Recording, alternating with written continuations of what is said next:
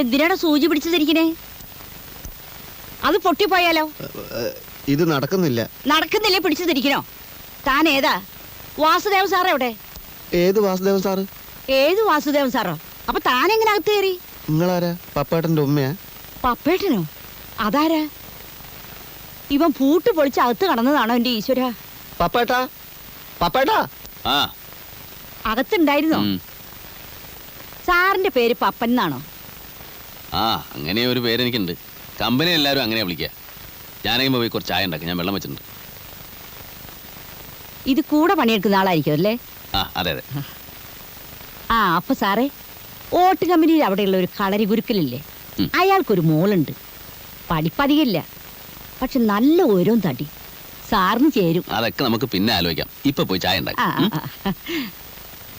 ചില്ലറ പണിയൊക്കെ ചെയ്യാൻ പറ്റുന്ന സ്ത്രീയാ. നിങ്ങളെ ശരിക്കുള്ള പേരെന്താ? പപ്പ, വാസുദേവ്, പിന്നെന്താ ലൂയിസ? ഏത് പേരാ ജമാലിന് ഇഷ്ടം? പേരിനല്ലല്ലോ ഇഷ്ടപ്പെടുക, മനുഷ്യനെയല്ലേ. ജമാലിന് കുറച്ച് കാര്യവിവരമൊക്കെ ഉണ്ടല്ലോ. തന്റെ ബാവൊക്കെ എപ്പോഴാ ഗോവയെന്ന് വരിക? അത് മൂപ്പരുടെ വീട്ടുകാർക്കും അറിയില്ല. സോറ നമ്മളെ പുരയിൽ ഇരുത്തി പൊറപ്പിക്കണില്ല. പെരുന്നാൾ അടുത്തല്ലോ, കുട്ടിയൊക്കെ കോടിക്കുപ്പായം വേണമെന്ന്. അതിനു മുമ്പ് ബാബുക്ക വരാണ്ടിരിക്കില്ല. ഉവയത്ത് നളിയൻ്റെ വിവരമൊന്നും ഇല്ലാത്തതുകൊണ്ട് സൂറയുടെ കരച്ചിലത് വേറെ. നമ്മളിപ്പോൾ എന്താ ചെയ്യുക?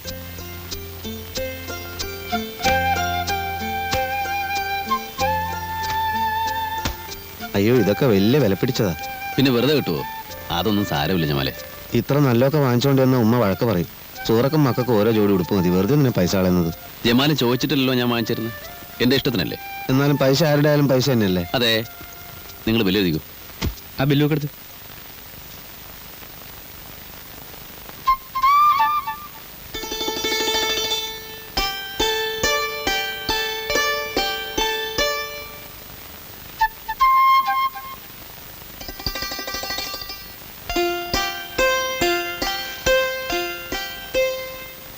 ഹലോ ഹലോ, നിങ്ങളുടെ അല്ലേ? ആനി നല്ല ആളാ. എന്താ ഫോൺ ചെയ്യാതിരുന്നത്? കൊള്ളാം. ഞാൻ എത്ര തവണ ട്രൈ ചെയ്തെന്നറിയോ? നിങ്ങളുടെ ലൈൻ എന്തോ തകരാറുണ്ട്. എപ്പോ വിളിച്ചാലും എൻഗേജ്ഡ്. ഞാൻ വിചാരിച്ചു എന്നോടെന്താ ദേഷ്യമാണെന്ന്. നല്ല കാര്യായി. ആനിയോട് ദേഷ്യപ്പെടാൻ എനിക്ക് ജമ്മത്ത് സാധിക്കില്ല. ഇപ്പോഴും ഡ്യൂട്ടിയിലാണോ? ഡ്യൂട്ടിയോ? അതെ അതെ, ഇപ്പൊ ഓഫാ. വീട്ടിൽ തനിച്ച് നിന്നിട്ട് മഹാബോർ. ആനിയാണെ വിളിച്ചിട്ട് കിട്ടുന്നുമില്ല. വെറുതെ ഒന്ന് പുറത്തിറങ്ങിയത്. കള്ളം. വെറുതെ പുറത്തിറങ്ങുന്നവരെങ്ങനെ ഇവിടെ എത്തുന്നത്? ഞാൻ വന്നത് എന്തിനാന്ന് പറഞ്ഞാ ആനി വിശ്വസിക്കില്ല. ആനിക്ക് എന്തെങ്കിലും ഒരു പ്രസന്റ് വാങ്ങിക്കാനാണ് ഞാൻ വന്നത്. എനിക്കെന്തിനാ പ്രസന്റ്? അന്ന് ആ ബർത്ത്ഡേക്ക് എനിക്ക് കിട്ടിയ ഏറ്റവും വലിയ പ്രസന്റാണ് ടോണിയുടെ സ്നേഹം. ഞാൻ ഭാഗ്യവാനാണ്. പഠിപ്പ് കഴിഞ്ഞ ഉടനെ എന്റെ കല്യാണം നടത്താൻ തിരക്കിട്ട ആലോചനകളായിരുന്നു ഡാഡി. മമ്മി ഇല്ലാത്തോണ്ട് ഉത്തരവാദിത്തം ഡാഡിക്കാണല്ലോ. ഇന്നലെ ഞാൻ പറഞ്ഞു എനിക്കിഷ്ടപ്പെട്ട ആളെ ഞാൻ തന്നെ തിരഞ്ഞെടുത്തോളാന്ന്. ഭയങ്കര ധൈര്യം തന്നെ. ആളുകൾ ശ്രദ്ധിക്കുന്നെന്ന് തോന്നുന്നു. ആനി നടന്നോളൂ. എന്നെ എന്താ വീട്ടിലേക്ക് ക്ഷണിക്കാത്തെ? ഒരു ദിവസം ഞാൻ ക്ഷണിക്കും. അപ്പൊ വന്നാ മതി. ആളുകൾ നോക്കുന്നുണ്ട്. നമുക്ക് പുറത്തെവിടെങ്കിലും പോവാം. പുറത്തെവിടെ? ആളുകൾ അധികം ഇല്ലാത്തടത്ത്. ബുദ്ധിമുട്ടുണ്ടോ? എന്ത് ബുദ്ധിമുട്ട്? ആള് വരും എന്ന് പറഞ്ഞാ ബില്ലെഴുതി ഞങ്ങൾക്ക് കാത്തിരിക്കാൻ പറ്റൂ. ആള് പുറത്തെവിടെയോ നിൽപ്പുണ്ട്. എന്താ അയാളുടെ പേര്? ഞാൻ പോയി നോക്കാം. പേര് പപ്പൻ, വാസുദേവൻ, ടോണി. ടോണി. പൂച്ചയ്ക്ക് കൊമ്പ് വളയ്ക്കുമ്പോഴേ നിന്റെ ബാബുക്ക വരുമെന്ന് വെച്ചാ പെരുന്നാളിന് ഈ കുട്ടികളുടെ ഗതി ഇങ്ങനെ തന്നെ. ഞാൻ എന്തോ അമ്മ ചെയ്യേ? യോഗം വേണം. നമ്മക്കാർക്കും അതില്ല. പകല് മുഴുവൻ നോമ്പാന്ന് പറഞ്ഞ് പട്ടിണി കിടക്കാം. മോന്തിയാവുമ്പോ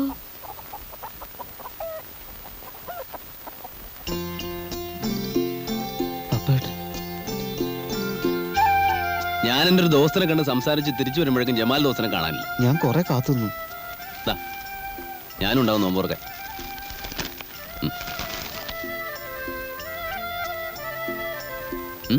എന്താ പ്രശ്നം? അല്ല, ഇതൊക്കെ കുട്ടികൾക്ക് കുറച്ച് ഉടുപ്പും കുറെ വീട്ടു സാധനങ്ങളൊക്കെ ഉമ്മ. ജമാലിന് ഞാൻ കുറച്ച് പണം കൊടുക്കാനുണ്ടായിരുന്നു. അതിങ്ങനെ മേടിക്കോട്ടെന്ന് വിചാരിച്ചു. വേഗം അടുക്കളോട്ട് ചെല്ല്. സമയമായി നോമ്പോർക്കാൻ. ചെല്ലടാ. സൂറേന്റെയും കുട്ടികളുടെയും മുഖം കാണാൻ വയ്യാണ്ടിരിക്കുകയായിരുന്നു. പടച്ചോൻ പപ്പേടനെ കാക്കും. എന്നോട് പടച്ചോന്റെ നിലപാടെന്താണെന്ന് എനിക്കിതുവരെ വ്യക്തമായിട്ടില്ല. പ്രിയപ്പെട്ട നാട്ടുകാരെ, നമ്മുടെ സമൂഹത്തെ കാർന്നു തിന്നുകൊണ്ടിരിക്കുന്ന അഴിമതി എന്ന ദുരന്തം നിർമ്മാർജ്ജനം ചെയ്യുന്നതിന് വേണ്ടി ജനങ്ങളെ ബോധവൽക്കരിക്കാൻ ഇന്ന് കൃത്യം 3 മണിക്ക് അജന്ത ഓഡിറ്റോറിയത്തിൽ നടക്കുന്ന സിംബോസിയം ബഹുമാനപ്പെട്ട മന്ത്രി വേളയിൽ ചാണ്ടി ഉദ്ഘാടനം ചെയ്യുന്നു. കള്ളപ്പണത്തിനെതിരെ, കരിഞ്ചന്തക്കെതിരെ വടവാൾ ഉയർത്തുന്ന വേളയിൽ ചാണ്ടി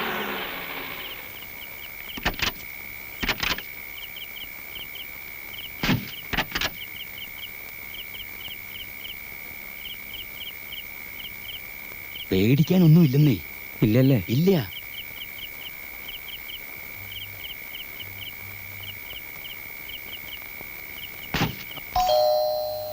വന്നു എന്നാ തോന്നണേ. കർത്താവെ, മാല വാങ്ങാൻ പോയ കുരിശനെ കാണാനല്ലോ. അപ്പാ ക്ഷമിക്കണട്ടാ, ആ വാതിൽ തുറന്നു കൊടുത്തേ.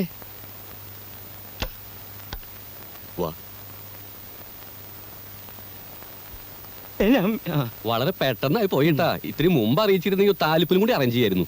എന്നാ പിന്നെ ഒരു ചെണ്ടകൊട്ടി പരസ്യം കൂടി ആവായിരുന്നില്ലേ? ഒരു വെടിക്കെട്ടും 4-5 അമുട്ടും ആവായിരുന്നു. മിനിസ്റ്ററുടെ രഹസ്യ വരവല്ലേ ദിവസേട്ടാ? അതുകൊണ്ടല്ലേ വീട്ടിൽ വന്ന് കാണുന്നേ, അല്ലെങ്കിൽ ബാങ്കിൽ വരില്ലായിരുന്നു. ഇങ്ങോട്ട് വന്നോളൂ, ഇങ്ങോട്ട് വന്നോളൂ, ഇങ്ങോട്ട് വന്നോളൂ.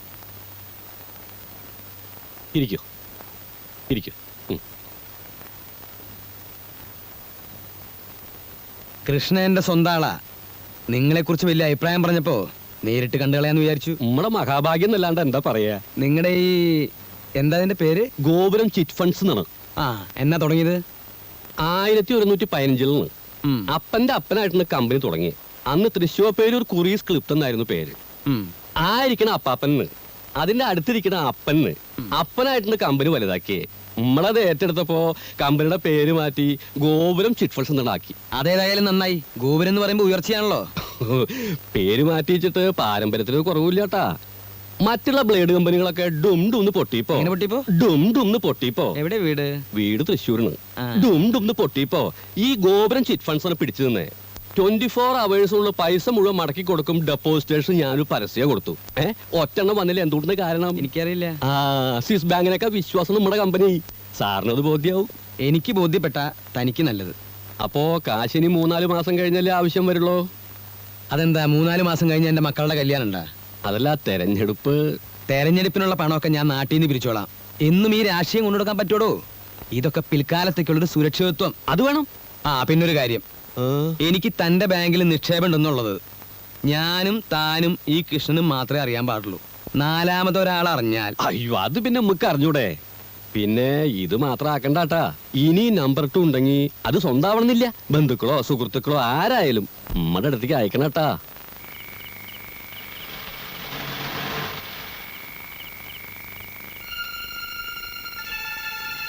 അപ്പൊ എല്ലാം പറഞ്ഞു പോ.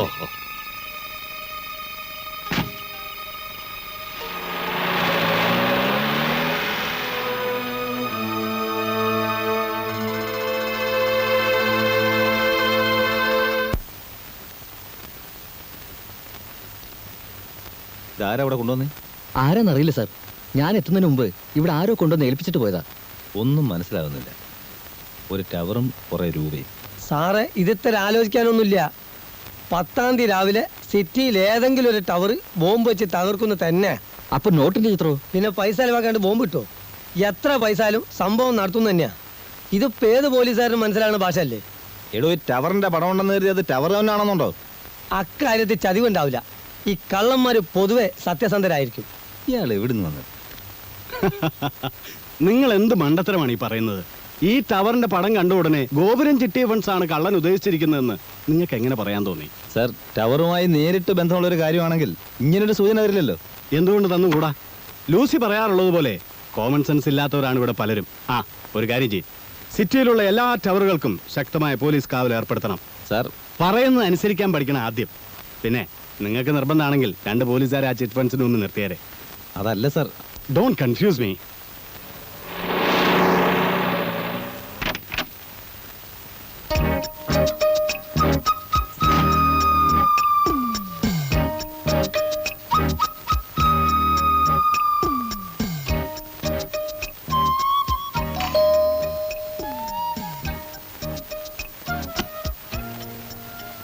ദേവസിയില്ലേ? ദേവസി ദേവസി എവിടുന്നാ? ഞാൻ കുറച്ചു മുമ്പ് ഫോൺ ചെയ്തിരുന്നു. Retired superintending engineer Ramakrishnan. ഇവിടെ പറഞ്ഞിരുന്നു. വരൂ. ഇരിക്കൂ.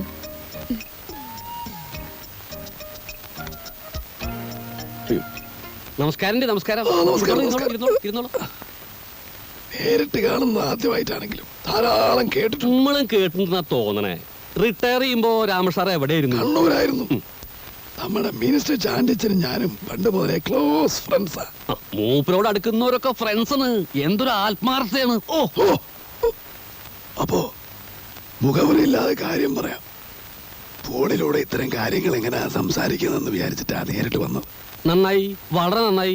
എല്ലാ കാര്യങ്ങളും മിനിസ്റ്റർ എന്നോട് പറഞ്ഞിട്ടുണ്ട്. ആ ഒറ്റ ഉറപ്പിലാ എന്റെ പണം നിങ്ങളെ ഞാൻ ഏൽപ്പിക്കുന്നത്. അപ്പോഴേ ആ ഇരിക്കണ അപ്പന്, അതിന്റെ അടുത്തിരിക്കണ അപ്പന്റെ അപ്പന്റെ അപ്പനായിട്ടാണ് ഈ സ്ഥാപനം തുടങ്ങി. അപ്പനായിട്ട് അതിനെ വളർത്തി, നമ്മളായിട്ട് അതിനെ ഒന്നും കൂടെ വളർത്തി. കർത്താവിന്റെ കാരുണ്യം കൊണ്ട് ഈ നാട്ടിൽ സാധാരണക്കാർക്ക് ദാരിദ്ര്യം ഉള്ളിടത്തോളം കാലം നമുക്കൊരു കുഴപ്പമില്ല. വിശ്വസിക്കാം, കണ്ണടച്ച് വിശ്വസിക്കാം. എന്നാ പണവുമായി ഞാൻ നാളെ രാവിലെ ഓഫീസിലേക്ക് വരാം. റോസിയെ, രാമൻ സാറ് ചായ എടുത്തോ? സാരമില്ല, ചായ കുടിച്ചോ. നമുക്കൊരു ഭാര്യയുണ്ട്, നല്ല അസല് പോത്തണ്. ആ മിനിസ്റ്ററെ വിളിക്കുകയാണെങ്കിൽ നമ്മുടെ വകയായിട്ട് സ്പെഷ്യൽ നന്ദി കൂടെ പറഞ്ഞോളൂ. ദേവസി പറഞ്ഞാ പിന്നെ പറയാതിരിക്കാൻ പറ്റുമോ? നല്ല കാര്യായി.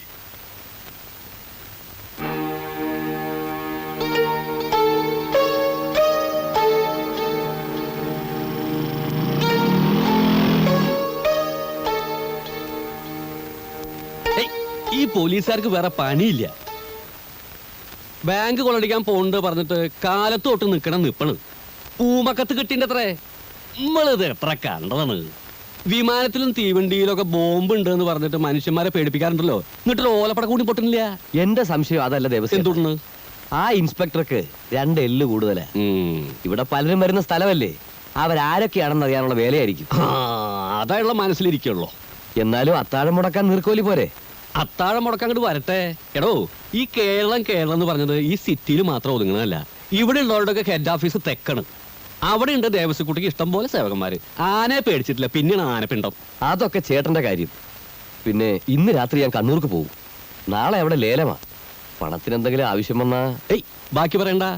എടോ, തന്നെ ഇതുവരെ നമ്മൾ ബുദ്ധിമുട്ടിച്ചിണ്ടാ? അതില്ല, എങ്കിലും കരുതിയിലും കൂടുതൽ വരാൻ സാധ്യതയുണ്ട്. ആ അമ്പലക്കാടൻ എന്നെ അബ്കാരി രംഗത്ത് തന്നെ തട്ടാൻ നോക്കിയിരിക്കുക. അതൊന്നും ഇല്ലാന്നേ. അമ്പലക്കാരന്റെ വഴി, രവിക്ക് രവിയുടെ വഴി, അത്രേ ഉള്ളൂ. ഉദാഹരണമോ അത് വലിയ ശല്യായില്ലോ നേരം വിളിച്ചപ്പോ. ഹലോ, ഞാൻ അവിടെ എന്തെങ്കിലും കുഴപ്പമുണ്ടോ? ചുറ്റും പോലീസൊക്കെ നിൽക്കുന്നുണ്ടല്ലോ. ഈ പോലീസുകാർക്ക് വട്ടണ്. സാർ അതൊന്നും നോക്കണ്ട, അങ്ങോട്ട് പോന്നോളോ. അല്ല, പ്രശ്നം എന്തെങ്കിലും ഉണ്ടെങ്കിൽ പിന്നീട് എപ്പോഴെങ്കിലും ആവാം. ഒരു പ്രശ്നമില്ലെന്നേ. ഓരോ കാര്യത്തിനും ഓരോ സമയമുണ്ട്. അത് അപ്പനായിട്ട് പഠിപ്പിച്ചിട്ടുള്ളതാണ്. ഇപ്പൊ ചെയ്യേണ്ടത് ഇപ്പോ, പിന്നെ ചെയ്യേണ്ടത് പിന്നെ. ആ ശരിയാ, വളരെ ശരിയാ. ഞാനിപ്പോ എത്താം.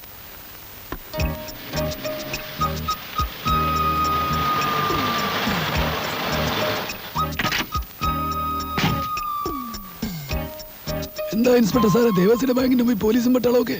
നിങ്ങളാരാ? റിട്ടയർഡ് സൂപ്രണ്ടിങ് എഞ്ചിനീയർ രാമൻ സാറേ, ഇങ്ങോട്ട് പോന്നോളോ. സാറ് നമ്മുടെ സ്വന്തം ആളാണ്, പേടിക്കാനൊന്നുമില്ല. ഇങ്ങോട്ട് പോന്നോളൂ. ചെല്ലട്ടെ.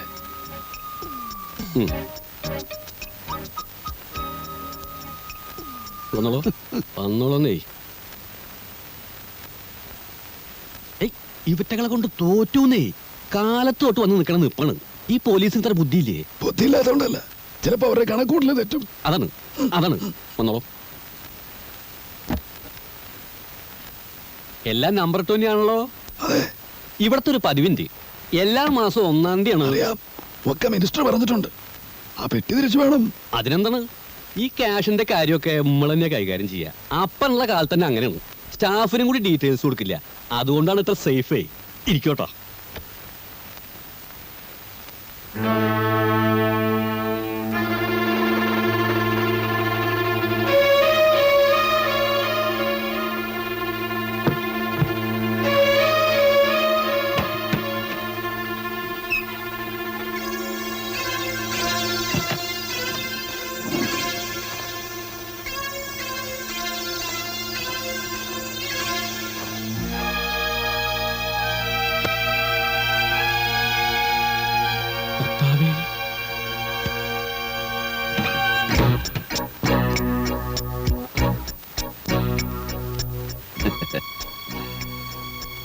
ഒരുപാട് പേര് ഒരു നേരത്തെ ആഹാരത്തിന് പോലും ബുദ്ധിമുട്ടുമ്പോൾ ഇവിടെ ഇത്രയും കള്ളപ്പണം പൂഴ്ത്തി വയ്ക്കുന്നത് തെറ്റല്ലേ ദേവസി?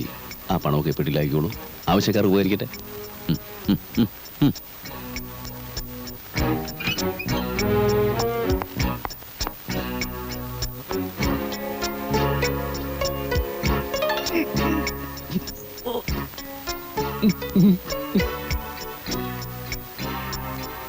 പുറത്ത് പോലീസ് ഉണ്ടെന്ന് വിചാരിച്ച് ബഹളം വയ്ക്കാൻ നിന്ന നഷ്ടം എനിക്കല്ല, തനിക്കാ. ഇതിനകത്തുള്ളത് ഈ നാട്ടിലെ പല പ്രമുഖരുടെയും കള്ളപ്പണമാണ്. ഇതെവിടെ നിന്ന് കിട്ടി, എങ്ങനെ കിട്ടി എന്നൊക്കെ ചോദ്യം വന്നാൽ ഉത്തരം പറയാൻ ദേവസ്വം വിഷമിക്കും.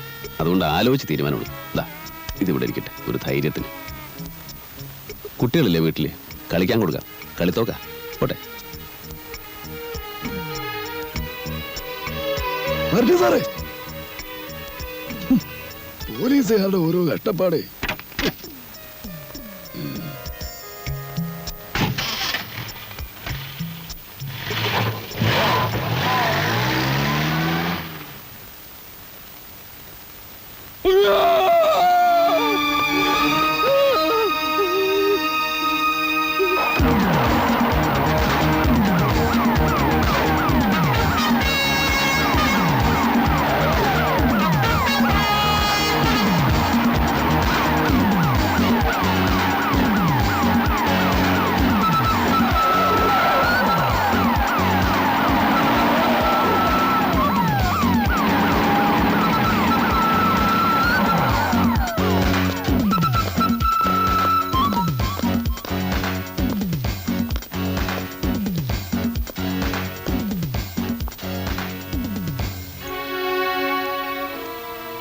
Thank you inspector.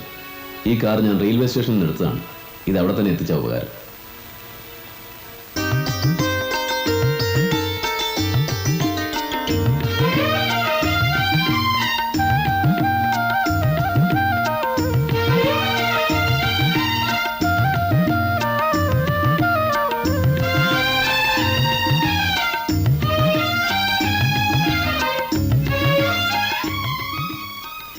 നവദമ്പതികളെ, ചുരുങ്ങിയ സമയം കൊണ്ടാണെങ്കിലും ഇവിടെ സംഘടിപ്പിച്ച ഈ സമൂഹ വിവാഹത്തിൽ പങ്കെടുക്കാൻ സാധിച്ചതിൽ എനിക്ക് അതിയായ സന്തോഷമുണ്ട്. വിവാഹം സ്വർഗത്തിൽ വെച്ച് നടക്കുന്നു എന്നൊരു പഴമൊഴിയുണ്ട്. അത് കുറെ മൂഢന്മാരെ ഏറ്റുപാടാൻ തുടങ്ങിയിട്ട് കാലം കുറയായി. സ്വർഗത്തിൽ വെച്ചല്ല നടക്കുന്നത് എന്നതിൻ്റെ ഉദാഹരണമാണ് ഈ കാണുന്ന യുവമിഥുനങ്ങൾ.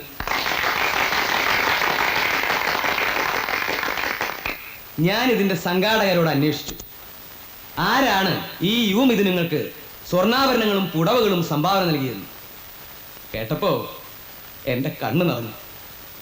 സ്വന്തം പേര് പോലും പുറത്തു പറയാൻ ആഗ്രഹിക്കാത്ത ഒരു മനുഷ്യ സ്നേഹി, ക്രിസ്തുദേവനെ പോലെ, കൃഷ്ണ ഭഗവാനെ പോലെ, മുഹമ്മദ് നബിയെ പോലെ ആദർശശാലിയായ കേവലം ഒരു നിസ്സാര മനുഷ്യൻ. അജ്ഞാതനായ ആ സുഹൃത്തിന് ആയുസ്സും ആരോഗ്യവും നേർന്നുകൊണ്ട്, ആ പാദങ്ങളിൽ നമസ്കരിച്ചുകൊണ്ട് ഈ സമൂഹ വിവാഹം ഞാൻ ഉദ്ഘാടനം ചെയ്യുന്നു.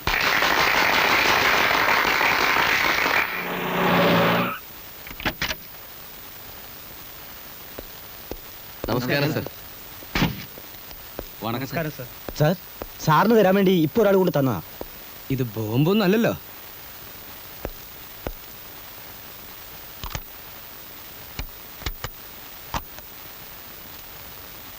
ക്രിസ്തുദേവനെ പോലെ, കൃഷ്ണ ഭഗവാനെ പോലെ, മുഹമ്മദ് നബിയെ പോലെ ആദർശശാലിയായ കേവലം ഒരു നിസ്സാര മനുഷ്യൻ. അജ്ഞാതനായ ആ സുഹൃത്തിന് ആയുസ്സും ആരോഗ്യവും നേർന്നുകൊണ്ട്, ആ പാദങ്ങളിൽ നമസ്കരിച്ചുകൊണ്ട് ഈ സമൂഹ വിവാഹം ഞാൻ ഉദ്ഘാടനം ചെയ്യുന്നു. ബഹുമാനപ്പെട്ട മന്ത്രി, നിങ്ങൾ ആയുസ്സും ആരോഗ്യം നേർന്നത് നിങ്ങൾക്ക് വേണ്ടി തന്നെയാണ്.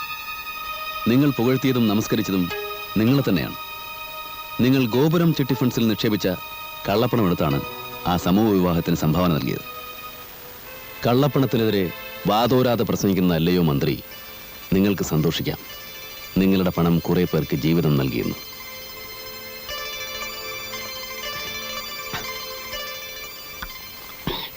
എനിക്ക് 2 ഗ്ലാസ് വെള്ളം കൂടി വേണം. താൻ ആദ്യം സമാധാനിക്കടോ. എത്ര വെള്ളം കുടിച്ചു കൂട്ടുന്നേ? എങ്ങനെ സമാധാനിക്കാന്ന്?